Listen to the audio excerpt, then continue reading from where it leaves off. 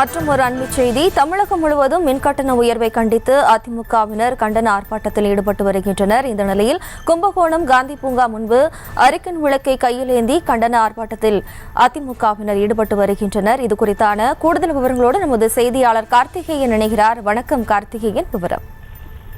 வணக்கம் ஜெயஸ்ரீ. அதிமுக சார்பில் தற்போது உயர்த்தப்பட்டுள்ள மின் கட்டணத்தை கண்டித்து தமிழகம் முழுவதும் ஆர்ப்பாட்டம் நடைபெற்று வருகிறது. அதன் ஒரு பகுதியாக கும்பகோணத்தில் தஞ்சை கிழக்கு மாவட்டம் சார்பில் கிழக்கு மாவட்ட செயலாளரும் முன்னாள் மயிலாடுதுறை பாராளுமன்ற உறுப்பினருமான ஆர்.கே. பாரதி மோகன் தலைமையில் கண்டன ஆர்ப்பாட்டமானது நடைபெற்றது. இதில் கலந்து கொண்டு பேசிய மாவட்ட செயலாளர் பாரதி மோகன், தமிழகத்தில் எங்கு பார்த்தாலும் கள்ளச்சாராயம், கஞ்சா போதையினால் போதை மாநிலமாக தமிழகம் மாறி வருகிறது. அதேபோல் கொலை, கொள்ளைகள், சட்டம் ஒழுங்கு சீர்கேடு நடைபெற்று இருக்கிறது. இதனை கண்டித்தும் தமிழகத்தில் ஆட்சி பொறுப்பேற்ற திமுகவானது 3வது முறையாக மின் கட்டணத்தை உயர்த்தியுள்ளது. அதேபோல்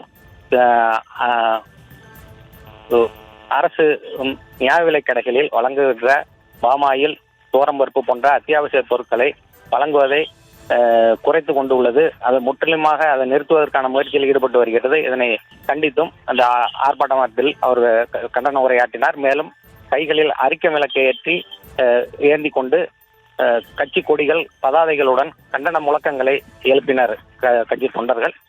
இந்நிகழ்ச்சியில்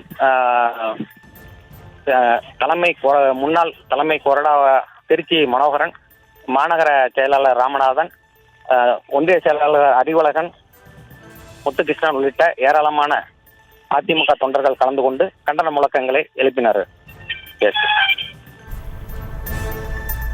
விவரங்களுக்கு நன்றி கார்த்திகை. செய்திகளை உடனுக்குடனும் துல்லியமாகவும் தெரிந்து கொள்ள சப்ஸ்கிரைப் பண்ணுங்க.